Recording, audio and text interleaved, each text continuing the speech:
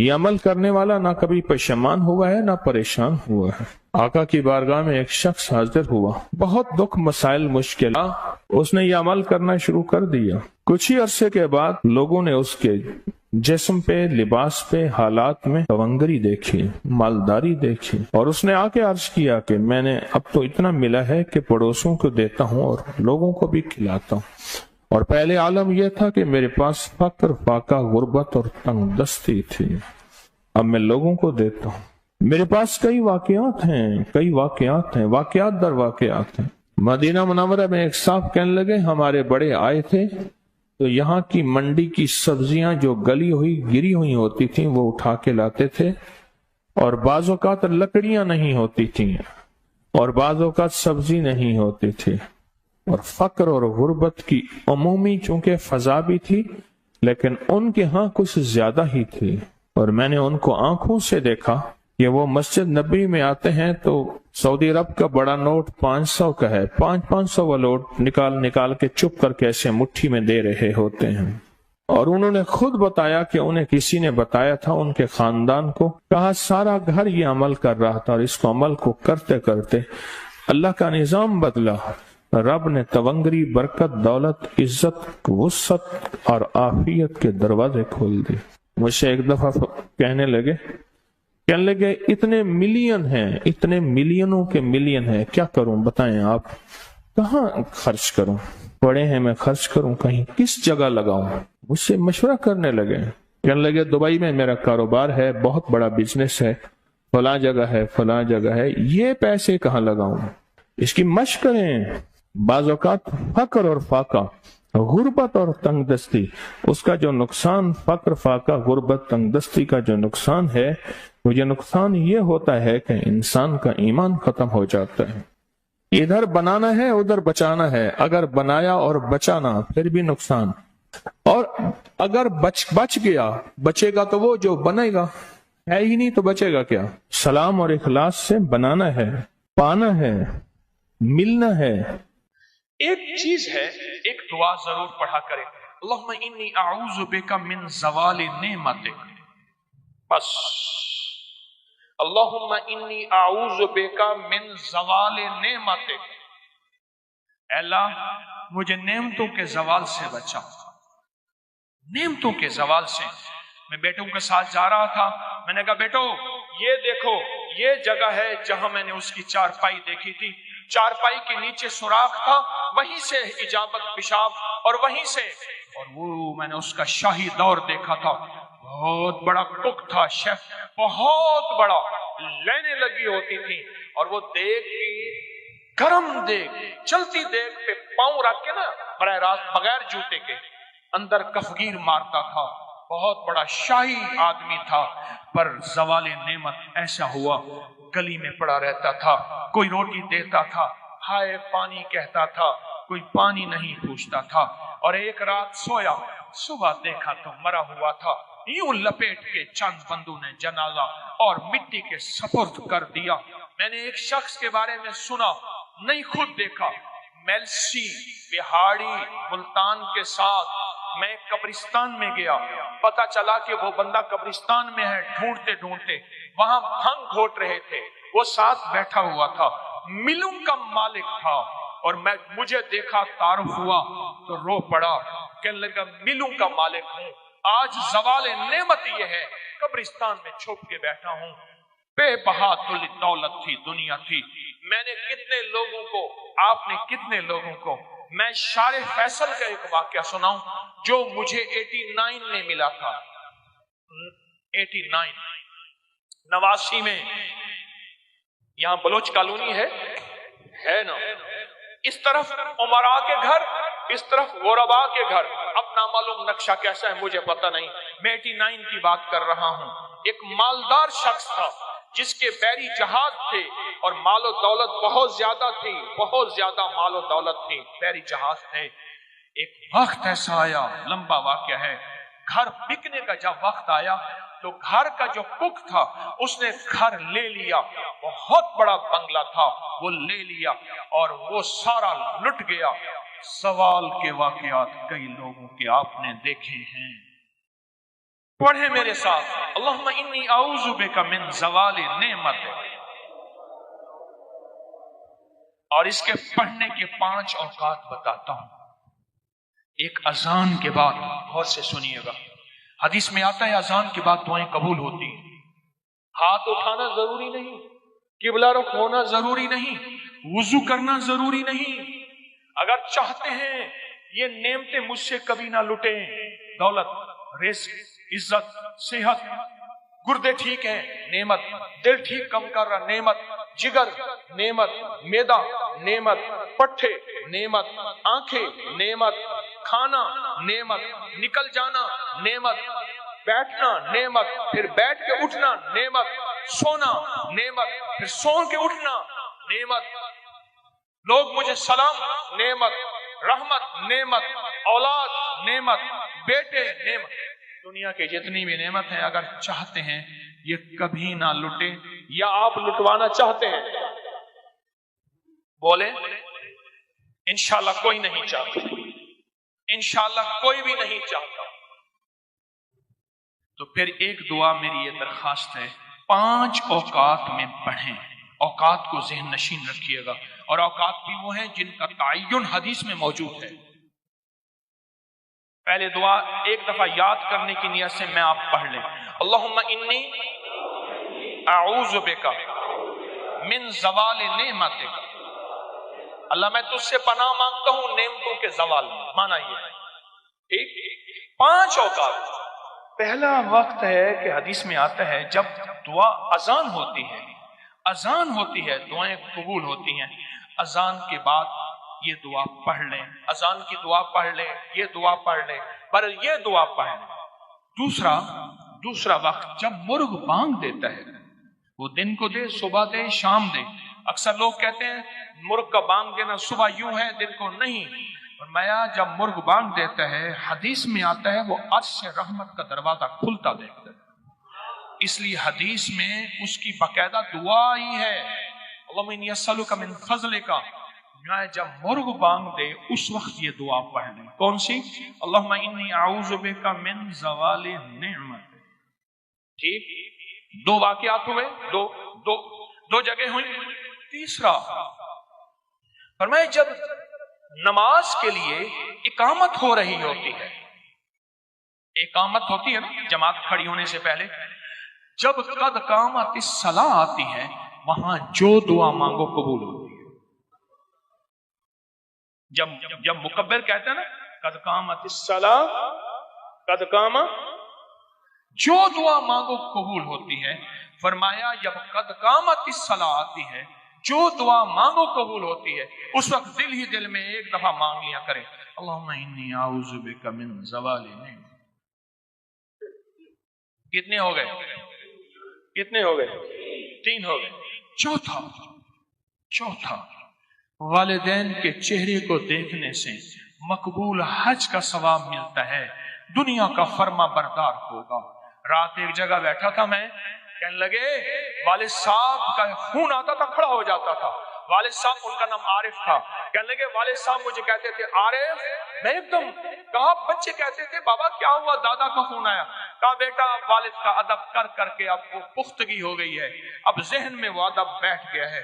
جو والدین کے چہرے کو دیکھ کے یہ دعا پڑھے گا، کیونکہ وہ لمحہ ایسا ہے ایسا ہے ایسا ہے، اور میں کہ اس لمحے میں اللہ کہتا ہے مقبول حج کا ثواب مل گیا. اس لمحے میں جو بندہ یہ دیکھ کے پڑھے گا اللہم انی اسألک، اللہم انی اعوذ بک من زوال نعمتک. کتنے بندے ہو؟ کتنے ہو گئے ہیں؟ اور آخری سن لیں بڑے غور سے، بہت غور سے سن لیں، بہت توجہ سے سن لیں. کبھی نہ کبھی آپ کو موقع ملے سفر کا، کہیں بھی، یہ کراچی میں بھی آپ پل میں پردیسی ہو جاتے ہیں، پردیسی ہو جاتے ہیں. کہاں لمبے سفر ہیں کراچی کے، لاہور کے، بڑے بڑے شہروں کے. اللہ سے کہہ دیں کہ اللہ میں مسافر ہوں، اللہ میں پردیسی ہوں. مسافر پردیسی کی دعائیں رد نہیں ہوتی. میں تجھ سے یہ دعا مانگتا ہوں، اے اللہ مجھے زوال نعمت سے بچا. اللہ زوال نعمت سے بچائے گا. اور سب سے بڑا زوال نعمت ایک اور بھی ہے، آج میرے پاس رزق ہے، میری نسلیں منگتی ہیں، بھکاری ہیں، محتاج ہیں۔ یہ مشق کرتے رہیں، ایک فائدہ یہ ہوگا مشق ہو جائے گی، دوسرا فائدہ یہ ہوگا اللہ جذبوں اور تصور اور خیالوں اور سوچوں کے مطابق فیصلہ کرتا ہے۔ میرے بندے، میں تمہارے ساتھ تمہارے گمانوں کے مطابق فیصلے کرتا ہوں۔ اللہ یہیں سے آپ کے گھر میں برکت دولت وسیع کرنا شروع کر دے گا۔ ایک دفعہ سلام، ایک دفعہ قل ہو اللہ پڑھ لے، تیرے گھر میں تونگری، تیرے گھر میں رزق، تیرے گھر میں عزت، تیرے گھر میں صحت اور قرضے اتر گئے، گھر سے بیماریوں کا خاتمہ ہو گیا، گھر میں رحمت برکت اور عافیت آ گئی۔ بس اس کی مشق کر لے اور یہیں سے مشق کرنا شروع کر دیں، اور مشق میں ایک تھوڑا سا اضافہ کر دیں۔ چھوٹی دعا مانگیں، چھوٹی مدد آئے گی، بڑی دعا مانگیں گے، بڑی مدد آئے گی۔ پھر سنیں ذرا، چھوٹی دعا مانگیں گے، چھوٹی مدد آئے گی، بڑی دعا مانگیں گے، بڑی مدد آئے گی۔ تو چھوٹی دعا تو یہ ہے کہ اللہ مجھے دے دے، میرے گھر والوں کو دے دے، اور بڑی دعا یہ ہے کہ اللہ ساری امت کو دے دے۔ بڑی دعا مانگیں، ساری امت کو سامنے رکھ کے اللہ سے مانگیں، اللہ سے درخواست کریں۔ اور یہ جو ایک دفعہ سلام اور قل ہو اللہ ہے، یہ گھر میں ایسے بارشیں کر دیتی ہے، تونگری کی، رزق کی، صحت کی، برکت۔ میر سبکتگین محمود غزنوی کے جو بڑے تھے، ان کے دور میں ایک صاحب تھے، وہ ہمیشہ اپنی انگلیوں سے انگلیاں بند رکھتے تھے، اور اگر کھولتے تھے تو دائیں ہاتھ کی انگلی سے بائیں ہاتھ پہ لکھنا شروع کر دیتے تھے۔ ایسے انگلی کی اس طرح لکیریں بناتے تھے اور لکھنے شروع کر دیتے تھے۔ امیر بادشاہ انہیں اپنے ساتھ رکھتے تھے، اور جہاں کہیں کوئی مشکل، کوئی منزل، کوئی مسئلہ پیش آتا تو اس سے کہتے کہ اپنا فن دکھائیں، اپنا جوہر دکھائیں۔ وہ مٹھیاں بند رکھتا تھا، وہ کھولتا تھا اور کھول کے لکھنا شروع کر دیتا تھا، اس کے بعد پھر مٹھیاں بند کر دیتا تھا اور وہ ہو جاتا تھا۔ ایک دفعہ ایک ہرن کے شکار کے لیے بادشاہ نے اپنا گھوڑا دوڑایا۔ ہرن بہت تیز تھا، میں نے ہرن کو دیکھا ہے، آج تک شکار نہیں کیا، نہ ذوق ہے، بھاگتے بھاگتے پھر پیچھے مڑ کے دیکھنے کھڑا ہو جاتا ہے، دیوانہ ہے، بھولا ہے، اور وہیں شکار ہو جاتا ہے۔ چوکڑیاں بھرے گا، تیز چلے گا، پھر جے کسی کے کھڑا ہوگا۔ پھر اس کا مزاج ہے کہ جہاں آج اس نے مینگنیاں کی ہیں، سارے مل کے وہیں آ کے مینگنیاں کریں گے۔ ان کا ٹوائلٹ ایک ہوتا ہے، اور شکاری ہمیشہ مینگنیوں کی جگہ پہ گھات لگا کے بیٹھتا ہے کہ انہوں نے مینگنیاں کرنے یہاں آنا ہے، یا پانی کی جگہ پہ، شیر ہو یا شکاری ہو۔ پر وہ کوئی ہرن اور تھا، کالا ہرن تھا، نہ مڑ کے دیکھتا تھا، نہ کھڑا ہوتا تھا، اور نہ وہ ہرن رکتا تھا۔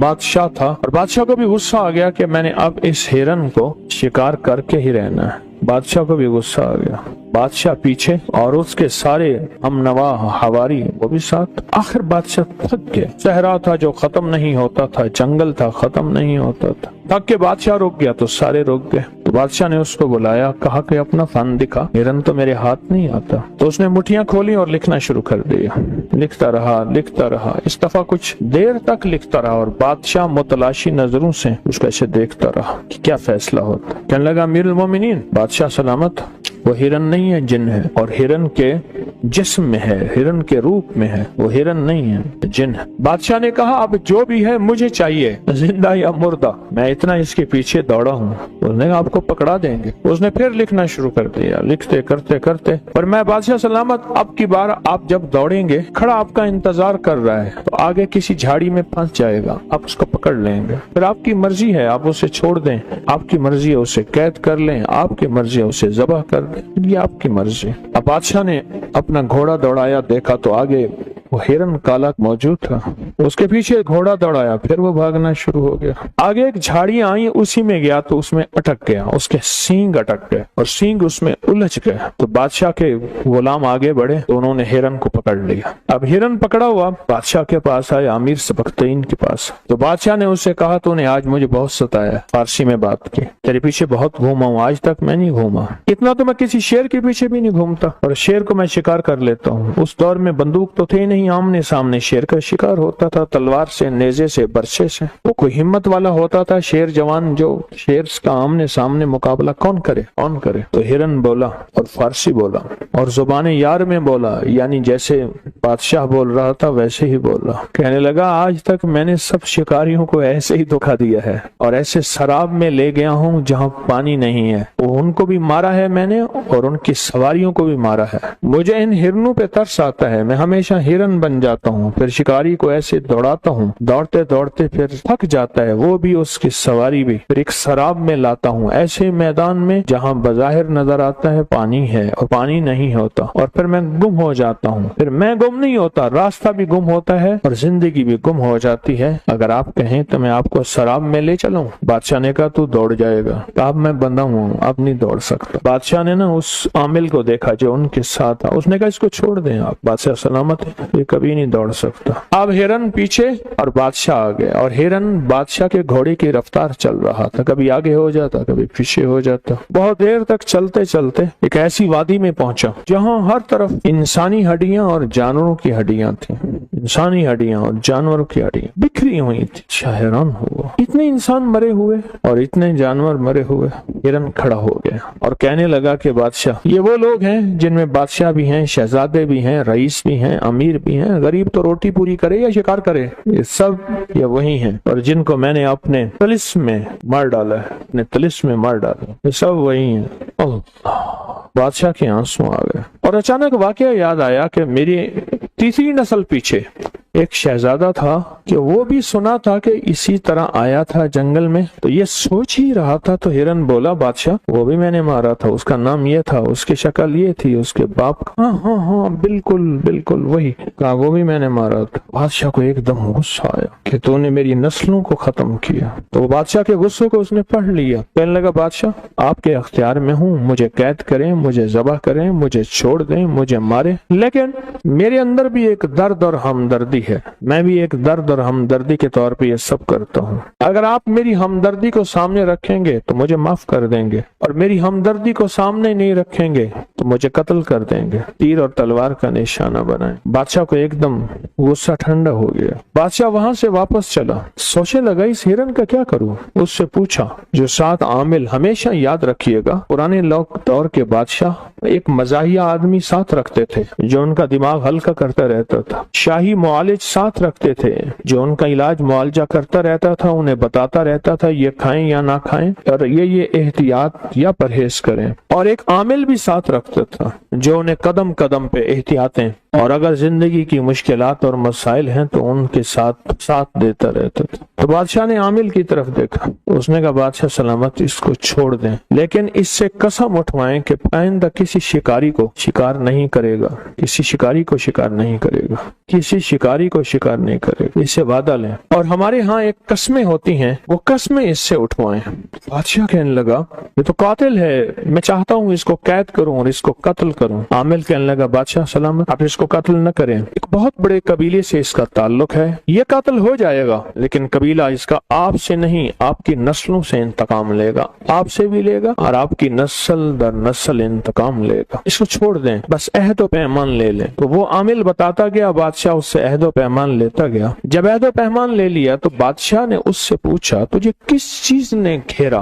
तुझे किस चीज ने जकड़ा, क्या आज तक जिंदगी में तो किसी के नरगे में आया? कहा 2100 साल मेरी जिंदगी है और मैंने सारी जिंदगी लोगों को मारा है, लेकिन सिर्फ शिकारियों को और किसी को नहीं। मुझे दुख होता है कि इन जिंदा जिस्मों को ये शिकार क्यों करते हैं, क्या इनके पास खाने को नहीं है? अगर ना हो तो फिर तो और बात है, इनके पास तो खाने को सब कुछ है। 2100 साल आज तक कोई बंदा मुझे न गिरफ्तार कर सका, न पकड़ सका, न मैं किसी के नरगे में आया। ये झाड़ियां मुझे पकड़े, मैं खुद हैरान हूँ, ये झाड़ियां नहीं थी, कोई ताकतवर दुनिया थी जिसने मुझे पाँव से भी जकड़ लिया और सींगों से भी जकड़ लिया। तो उससे पूछा तूने क्या पढ़ा था? उसने कहा बादशाह सलामत मैंने सारी जिंदगी हुरूफ तहज्जी पे जान मारी है और हुरूफ तहज्जी पे मेहनत की है और हुरूफ तहज्जी को अपनी जिंदगी का साथी बनाया है। अपने सांसों में मैंने हुरूफ को रचाया है, बसाया है और इसको एतमाद से पढ़ा भी है, लिखा भी है। मैंने उंगली पे हमेशा हुरूफ तहज्जी अलिफ से लेकर या तक लिखता हूँ और फिर लिखता हूँ और फिर लिखता हूँ और फिर लिखता हूँ। शहादत की उंगली मेरी कलम होती है और दूसरा हाथ मेरी तख्ती होती है और मैं कलम और तख्ती से लिखता चला जाता हूँ और हुरूफ तहज्जी को अपनी जान, अपनी जिंदगी से ज्यादा अजीज समझता हूँ और ये हुरूफ तहज्जी का रिजल्ट है जिसने इसको जकड़ दिया। बादशाह ने उससे पूछा कि ये सही कहता है? कहा बिल्कुल ठीक कहता है। और उसने कहा ये बादशाह सलामत इससे कहें अपने हाथ पे हरूफ तहज्जी लिख के आपकी आंखों पे फेरे, पर्दे सारे हट जाएंगे। उसने हाथ पे हरूफ तहज्जी लिखी और बादशाह की आंखों पे ऐसे फेर दी, एकदम पर्दे हटे। बादशाह ने देखा तुम यहाँ मैं खड़ा हूँ, उसके दाएं बाएं जमीन के नीचे खजाने हैं, मोती, लाल, जवाहिर, याकूत, मरजान, जमरद, सोना, चांदी, हीरे खजाने हैं। और देखा तो सामने हिरन नहीं था, एक काला पहाड़ था, एक काला वजूद था। उसके जिस्म पे लंबे लंबे बाल थे और किस जिस्म से सख्त बदबू आ रही थी और उसका ऊपर जाके खौफनाक जिस्म था। और बादशाह ने एकदम चीख मारी और बेहोश हो गया। जब होश आया तो वो मुआलिज था। उसने कहा बादशाह सलामत, जान की अमान पाऊं तो आज तक इसलिए मैंने आपके चेहरे पे आंखों पे ये हाथ नहीं फेरा। क्यों? ऐसी दुनिया ऐसी कायनात नजर आती है जो इंसान से बर्दाश्त नहीं हो सकती, ऐसी कायनात नजर आती। और कहा होश कैसे आया? कहा यही हाथ मैंने आप लिख के हरूफ तहज्जी का आपके जिस्म पे, सर पे, बदन पे फेरा। ये सब आपके सामने गवाह हैं, आपके गुलाम और खुद्दाम। और आपके जिस्म में होश आ गया। और फरमाया हिरन, और मैं आपने उसे अहद व पैमान दिया था, मैंने उसको आजाद कर दिया। अब उसका हमारे करीब रहना ना मुनासिब था ना हमारी जरूरत। अमीर सबक्तैन ने कहा कि मुझे भी हरूफ तहज्जी सिखाओ, हरूफ तहज्जी सिखाओ।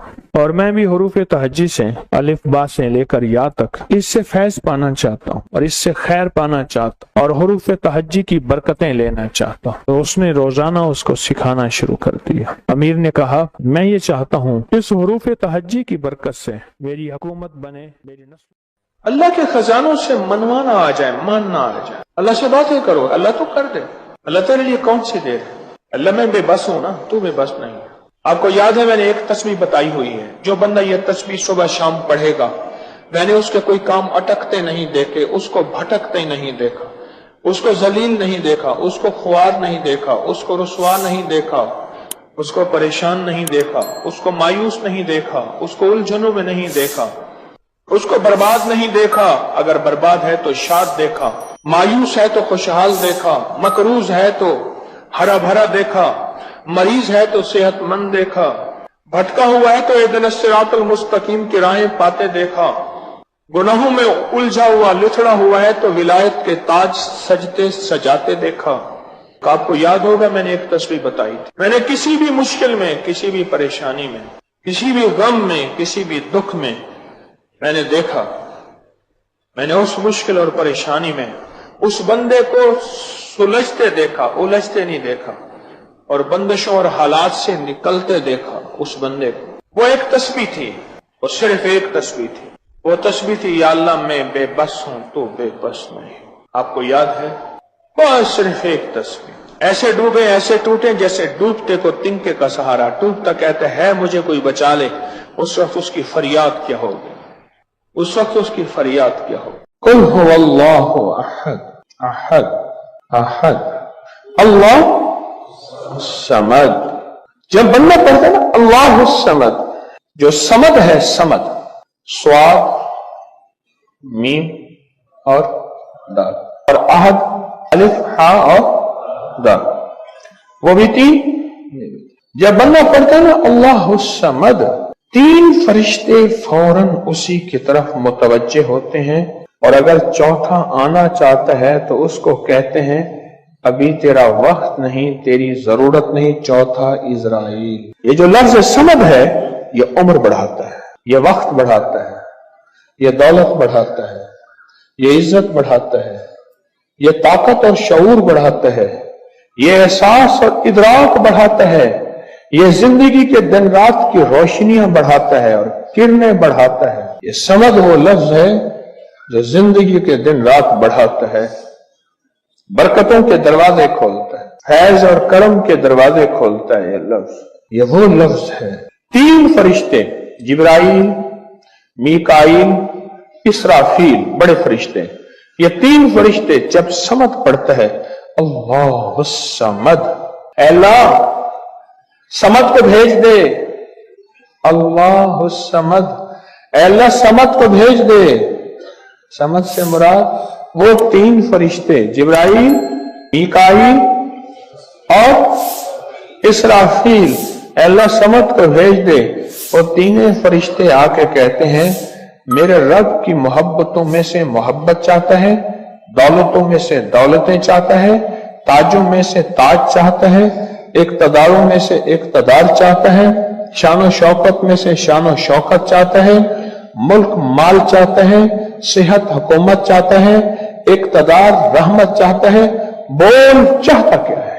دو تسبیح اگر آج اولاد ہے، کیا خیال ہے میری نسلیں بے اولاد رہیں، میری نسلیں وارث نہ رہیں، اور ان کے وارث اور ان کی پگیں کسی اور کے سر پہ بندوائی جائیں۔ دو تسبیح سورت اخلاص بے اولادوں کے لیے، بے اولادوں کے لیے، اور ان ہستیوں کو ہدیہ کریں جن کی انبیاء کون؟ حضرت زکریا اور حضرت ابراہیم علیہ السلام، ان کی روحوں کو ہدیہ کریں۔ اور یہ روحیں دعائیں کرتی ہیں، یہ روحیں دعائیں کرتی ہیں۔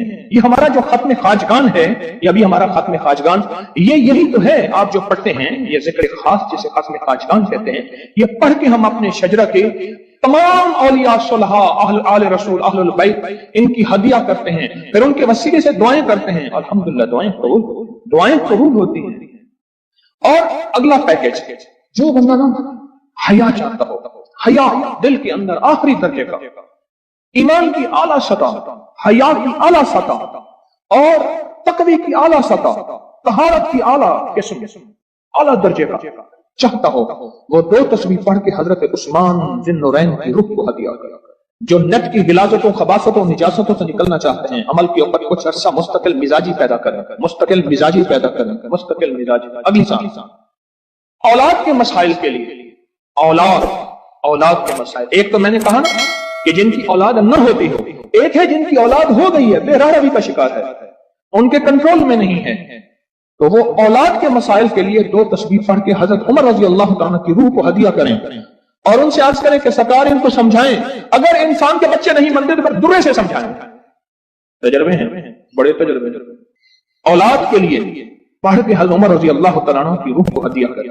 اور بتاؤں، گھر کے جھگڑے، گھر کی الجھنیں، گھر کی ناچاکیوں کو ختم کرنے کے لیے اگر دو تسبیح صبح شام، دو تسبیح صبح شام سورت اخلاص کی، یہ آپ کو اس لیے بتا رہا ہوں، کسی کا کیا مسئلہ، کسی کا کیا مسئلہ، کسی کا کیا مسئلہ، کسی کی کیا مصیبت، کسی کی کیا الجھن، کسی کی کیا تکلیف، آپ میں سے جو جس مثلاً کسی کی بے اولادی ہے تو وہ بے اولادی والی 200 پڑھ لیں،